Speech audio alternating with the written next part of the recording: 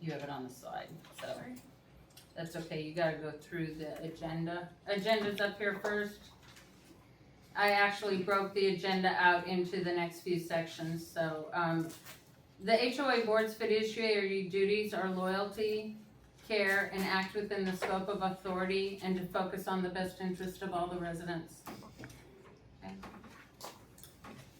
And then we go ahead with the board of directors. I'm Lisa Como, I'm your president. Jim Kaminsky, Vice President. Monica Grayling, Secretary Treasurer. And then if we could go ahead and review the previous meeting minutes real fast. And Jim, how many households do we have present? We have 12 households represented, Okay. present for the meeting. All right, then you guys should have your meeting minutes from July's meeting.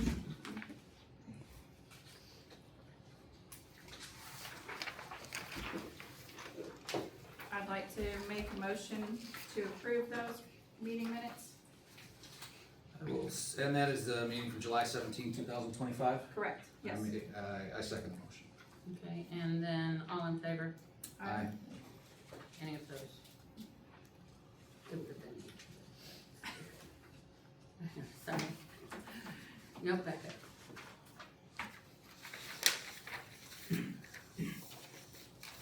Oh. Not this one here. Oh. Is that B? Yeah, it says executive session summation, which is what Jim was talking about. That is, There were no actions taken following the executive session of July 17th meeting. Just to let everybody know that. And then, there was a workshop that we did. Oh, I'm lost.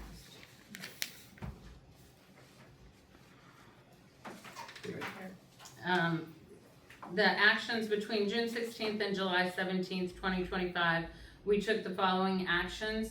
We approved an engagement letter from RMWBH to provide legal counsel to the, oh, I am reading the wrong thing, my apologies, you all. Yeah, no, that's last no, meeting that's the minutes. last meeting minutes too. Sorry, guys, I apologize for that. Yeah. Okay.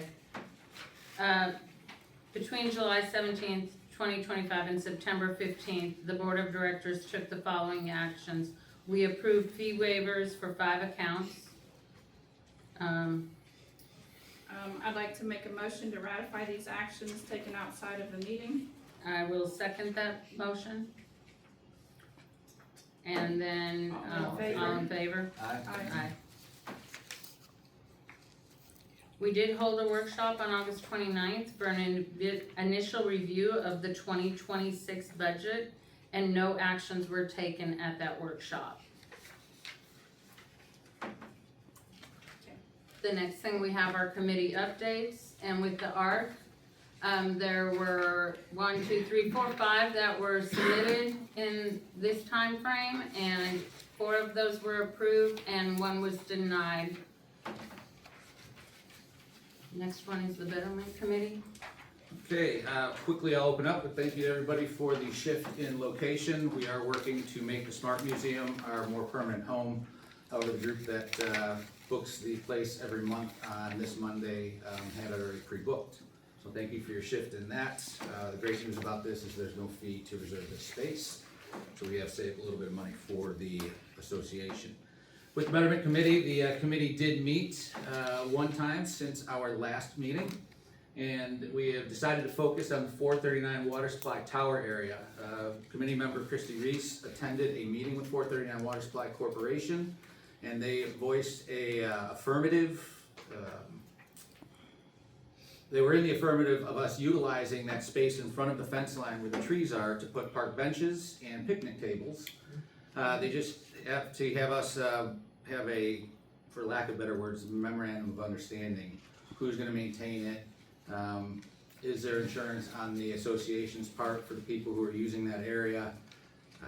Would we be able to use the parking space that's in the blacktopped area, that's a driveway that goes into the fence line for 1 or 2 cars, but not block their access?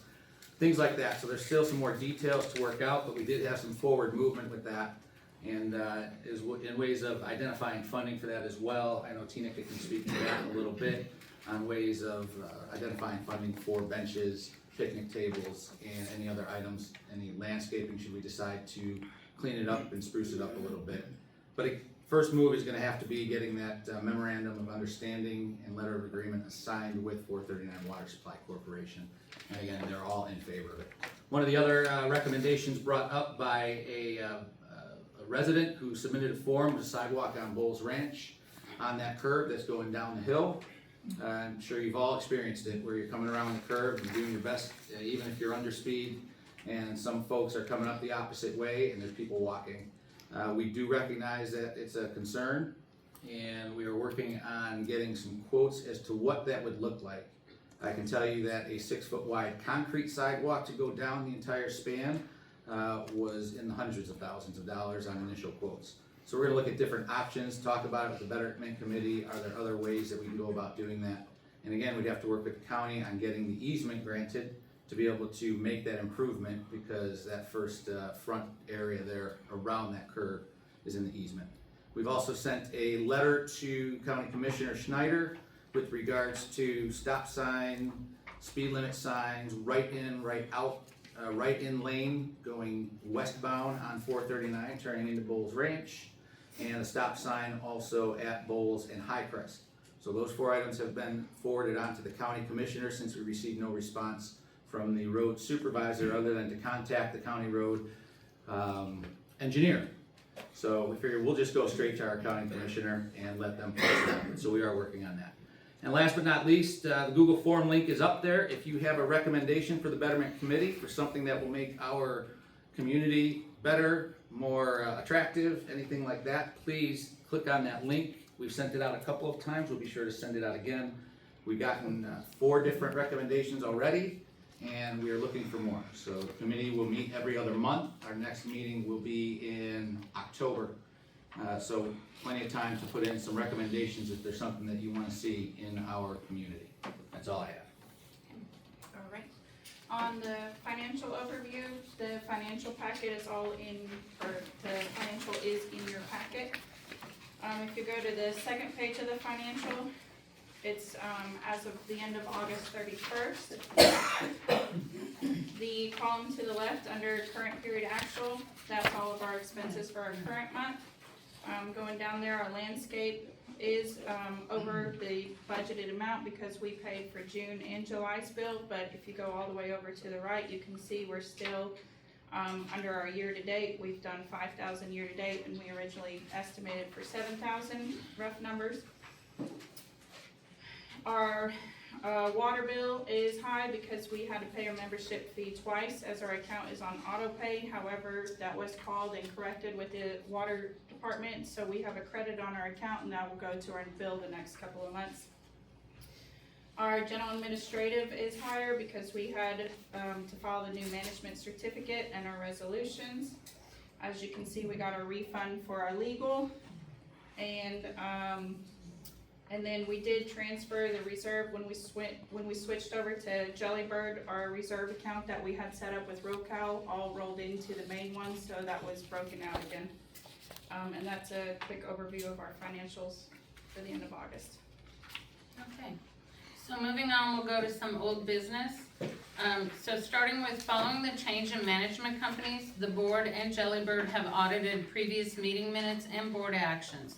And out of an abundance of caution and to ensure the HOA complies with the Texas Property Code, the HOA's attorney has advised the board to approve the 2025 annual budget and assessment rate during the board meeting. Therefore, I'd like to make a motion to approve the attached 2025 budget with the annual assessment rate of $225. And I'll second. All in favor? Aye. Aye. Aye. And then now we'll go on to new business.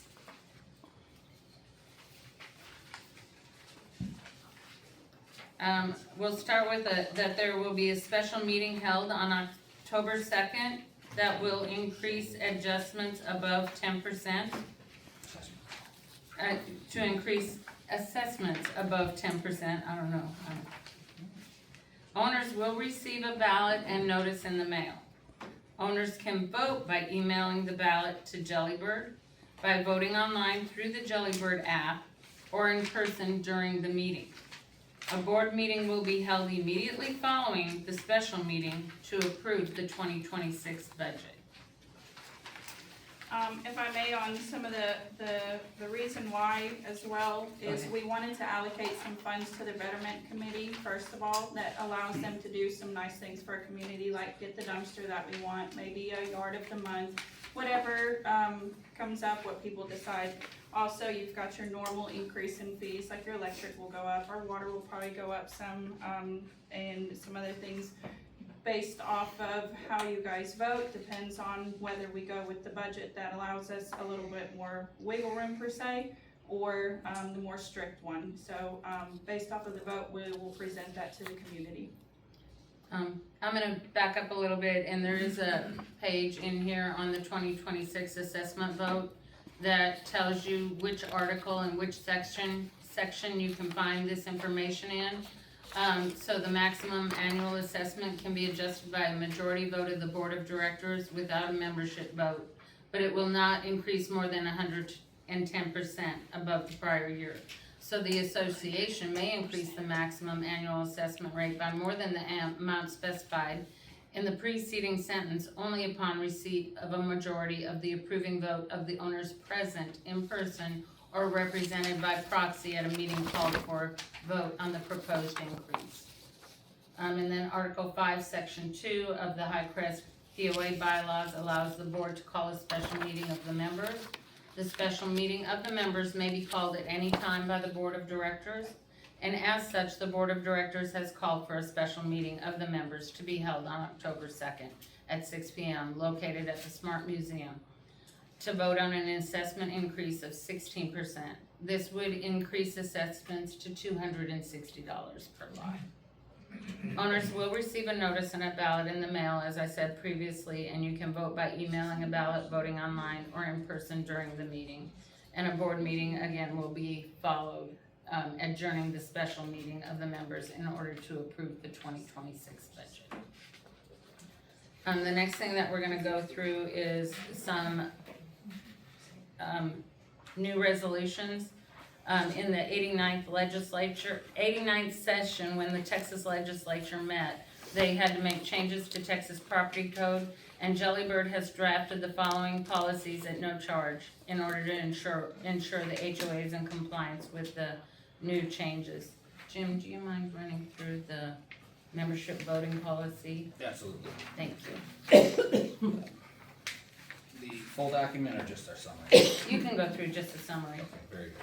Full document is approximately 3.5 pages. Summary of the membership voting policy. This change codifies that HOAs are allowed to meet electronically for board meetings, annual meetings, and special meetings of the members. Previously, HOAs had relied on verbiage from the Texas Business Code to meet electronically. The change also confirms that homeowners are allowed to vote electronically for annual meetings and special meetings of the members. This policy does not require HOAs to meet electronically or to require owners to vote electronically. This policy replaces the version approved during the July meeting, and again, is as a result of the 89th session who made changes to the Texas property. The next one that we have is the solar energy device guidelines, and this change adds solar roof tiles to the definition of solar energy devices to ensure they are subject to the same protections and stipulations as solar panels.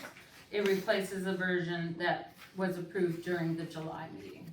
So it's already been updated since we did that one there. And then the next one that we'll go to is the landscape maintenance guidelines during temporary water restrictions policy. And this change prohibits HOAs from fining homeowners for brown or discolored vegetation or lawns during a time when temporary water restrictions are being enforced by a city or other municipality, and for 60 days after the restrictions are lifted, because obviously if our grass gets brown, it takes a little while for it to recoup.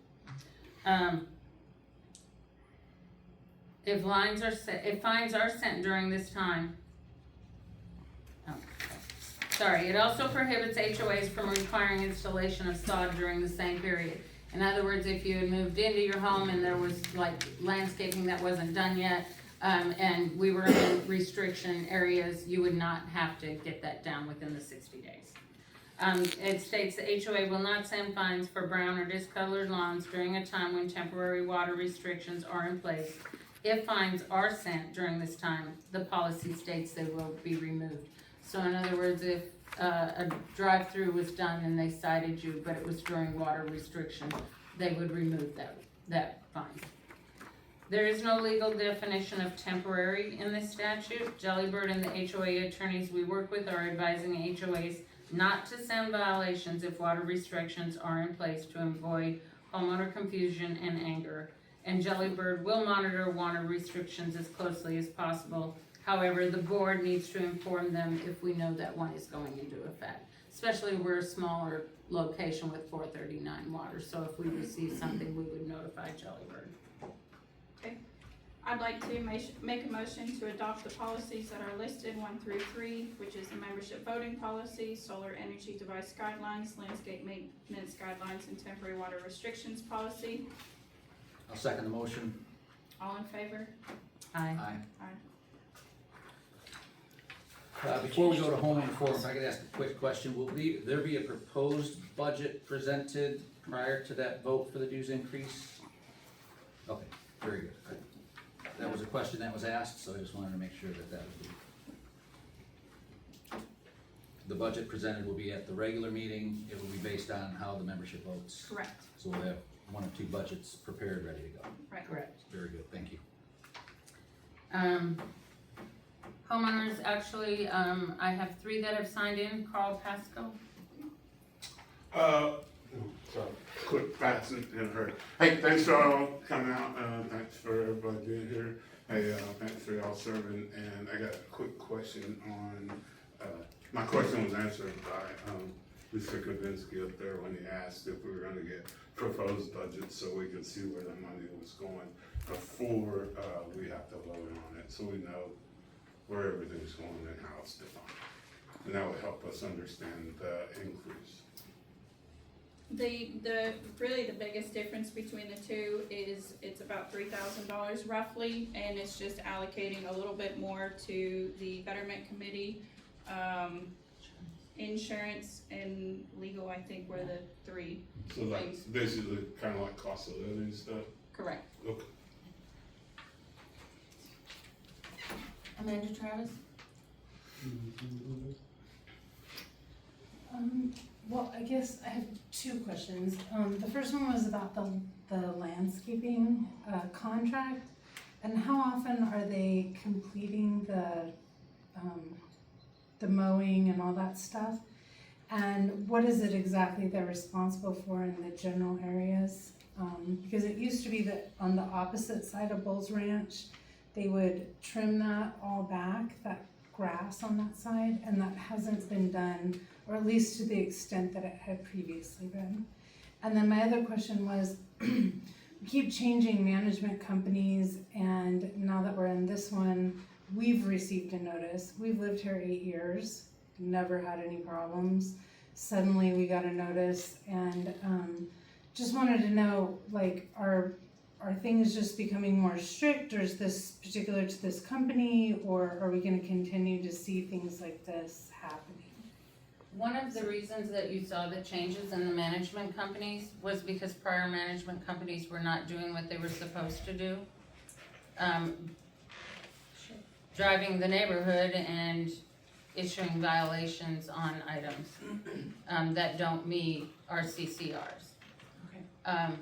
And then to your answer on the lawn, lots, there's 2 lots at the entrance on, It's on both. 3. East side. well, West. yeah, There's one one on the east side and one on the other side.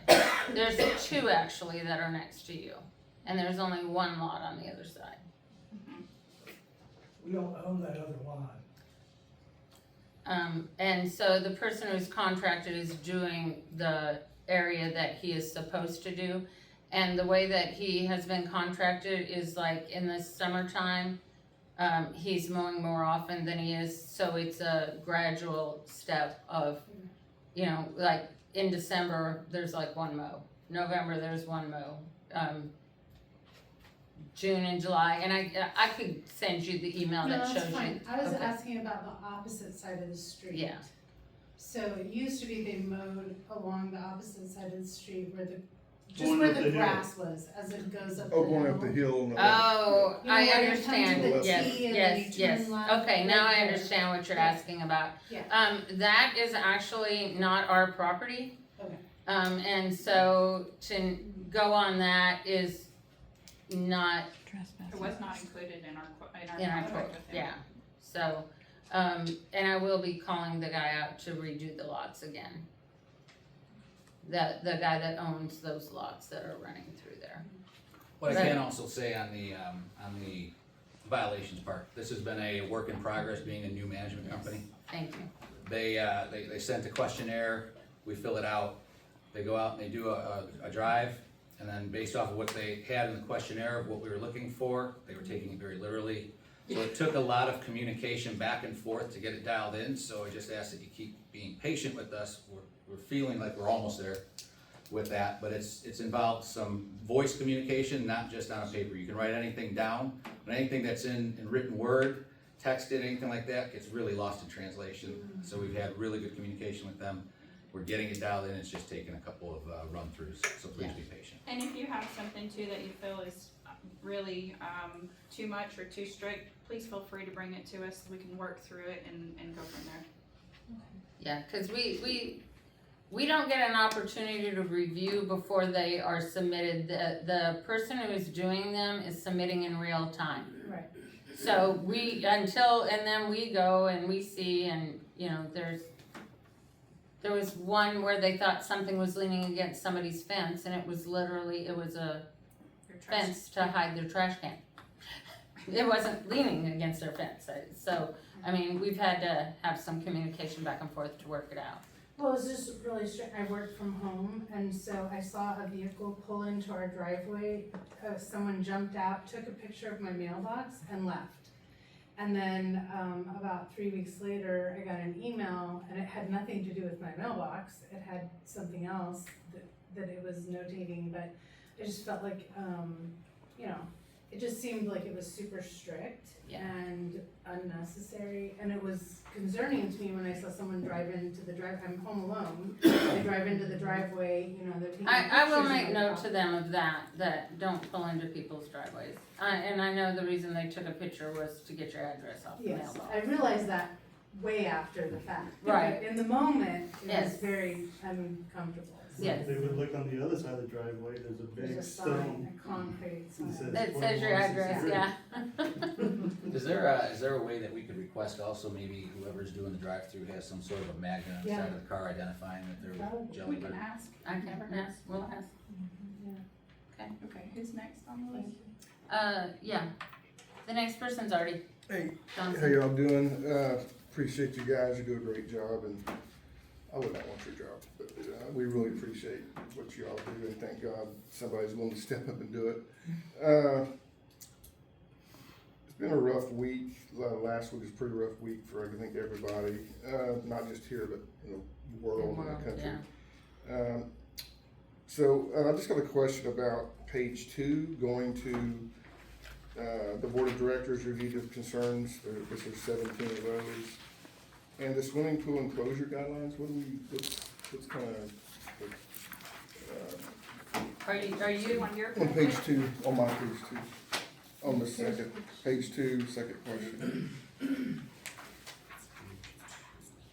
are you in the agenda or the board meeting minutes? It was the last meeting, it was the last meeting. Oh, the minutes? Yeah. I got you. Yeah. What was your question Uh, about? what's the, swimming pool enclosure guidelines? Was that something that was just talked about, that something? That was a policy that we updated and made a motion to accept to get us in compliance with the Texas guidelines. I can send that to you so that you have it already. So everybody has a pool, must meet those guidelines? It's in regards to like, if you were to put an enclosure around your pool, it needs to be of a certain height and color. Oh, If you were, Fencing, like yeah. a fencing. like a Oh. fencing around your no, pool. you have to. No, Oh, okay. no, So this is not something that you have to do. no, But if you do it, you might want to move these guidelines. yes. Oh, gotcha. Not mine, should. Should. Yeah. Should. All right, thank you all. That's all. You're welcome. Yeah. And that's all I have for sign-ins on here, so do you have a, Got a question. Go ahead and have you sign First in. off, when you first started the meeting here, you said there were how many, properties represented? 12. 12? 12, sir. Second question. I forgot what the hell it was. Welcome to my world. I'll think of it, but I'm gonna sign, maybe. I have two questions. One, how do you get signed up for a question that came up during the meeting? Like you talked about minutes or paying or something like that. Is that what you asked for We're this? really supposed to sign up before the meeting, and you can always choose to skip. and you're always welcome to email the board with any questions that you have. Yeah.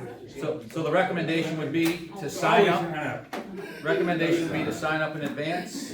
Okay, And then if you have no questions, when the open forum comes up, you can just relinquish your time okay. and take a pass. In that case, my question is, how many companies or how many streetlights are we paying for now? They combine all them into one bill to save some money? We did an assessment of that, when I first came on the board. We went and looked, and Artie actually helped us with that and reviewed all our bills. It was recommended at the time that we would not save money if we put them all together, so we left it the way it was. I can tell you how many light poles we have later on, because I've got it somewhere in my files. As a promise, I mapped everything out, but, I don't know off the top of my head. Okay, but we're not combining them to save money because it's. It was cheaper to leave Cheaper it to the way keep it it. was. Okay. Thank you. We're gonna, go ahead and motion to adjourn into an executive session. The board will now adjourn into executive session to discuss confidential matters and enforcement I need a actions. I need a second. Sorry. That's I'll- okay. I'll second that. It's 6:32. Okay. We will disclose any actions taken during the next open session of the next board meeting. So we are going in at 6:32 and we will return at 6:50. 6:50. Mhm.